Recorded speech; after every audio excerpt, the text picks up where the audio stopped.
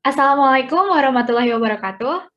Salam sejahtera bagi kita semua. Selamat pagi, siang, sore, dan malam, Ibu Tati dan teman-teman semuanya. Kami dari kelompok 7 Offering B, jurusan Ilmu Kesehatan Masyarakat UM21, izinkan kami memperkenalkan diri.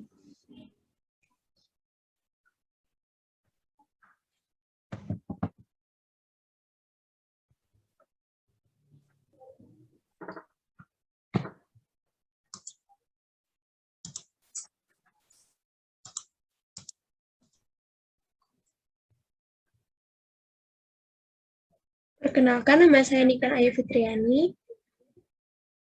Perkenalkan, nama saya Nuril Azhar. Saya Putri Dwinita Haryono.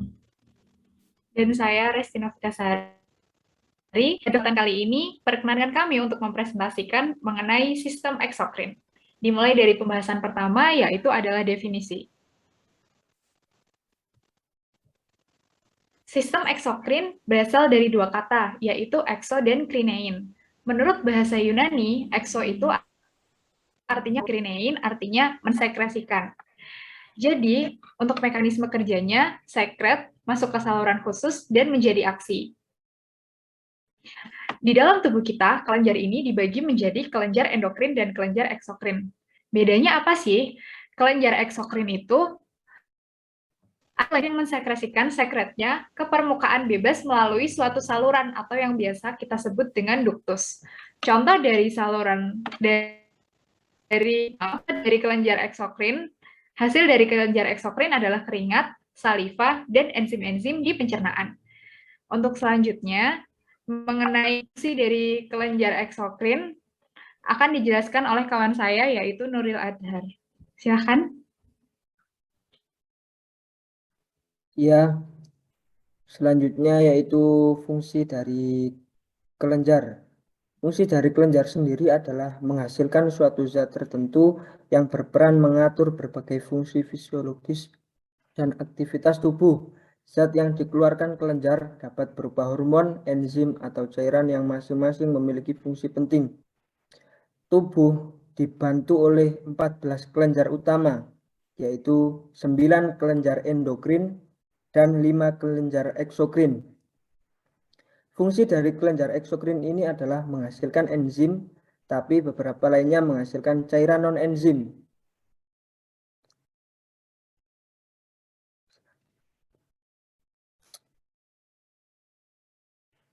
Nah, 5 fungsi yaitu yang pertama, kelenjar ludah menghasilkan air liur, membantu melembabkan mulut, mengawali pencernaan, dan melindungi gigi dari pembusukan.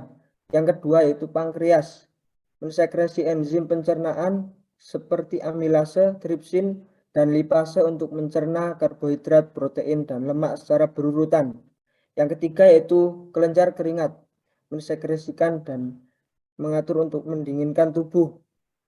Yang keempat yaitu kelenjar minyak, menghasilkan minyak alami atau sebum yang membantu melembabkan kulit serta membuat kulit dan rambut menjadi tahan air.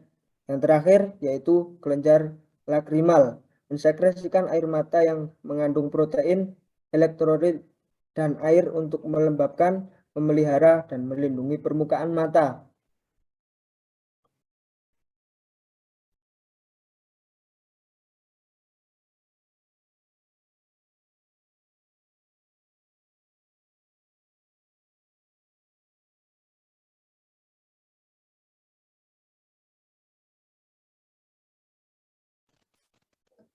Yang selanjutnya adalah organ penyusun.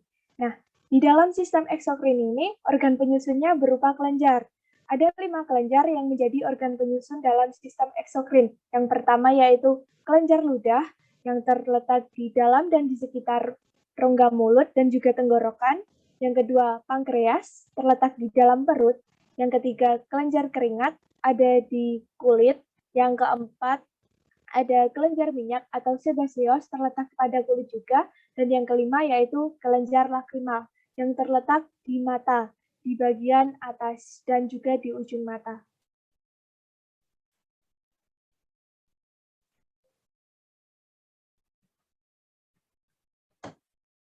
Selanjutnya ada penyakit pada sistem eksokrin. Yang pertama pada kelenjar ludah, yaitu ada sialolitiasis atau biasa disebut batu pada kelenjar ludah.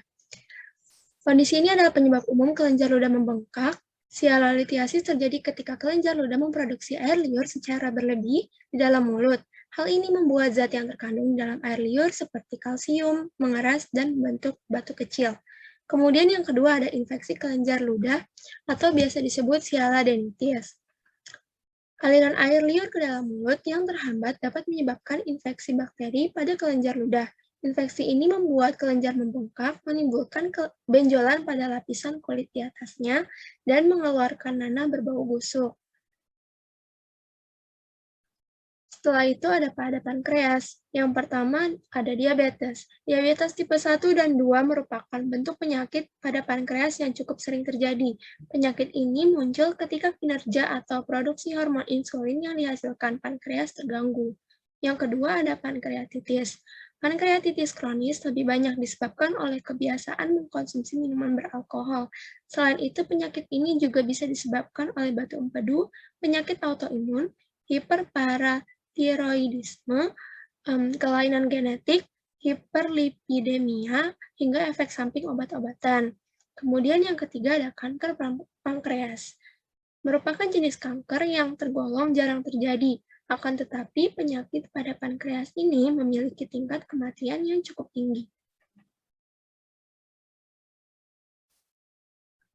Setelah itu ada pada kelenjar keringat. Penyakitnya yang ada hiperhidrosis, merupakan sekresi atau pengeluaran keringat dalam jumlah yang lebih besar dari yang dibutuhkan untuk mendinginkan tubuh. Biasanya kelebihan keringat tersebut terdapat pada telapak tangan, telapak kaki, dan ketiak. Selanjutnya ada pada kelenjar minyak atau sebaceous. Penyakitnya ada kulit berminyak, yaitu kondisi di mana kelenjar sebasea pada kulit menghasilkan terlalu banyak sebum.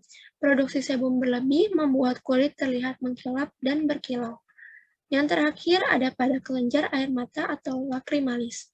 Penyakitnya yaitu diakroadenitis.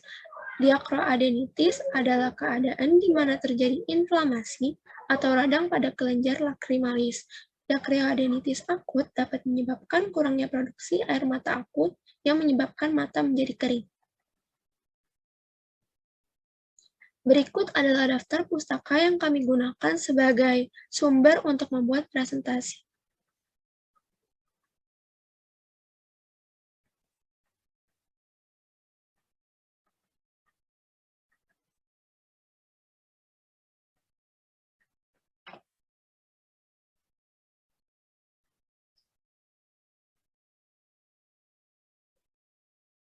Sekian presentasi dari kelompok kami. Mohon maaf bila ada kesalahan. Pertanyaan yang masih mau dipertanyakan bisa ditanyakan kepada kami. Wassalamualaikum warahmatullahi wabarakatuh.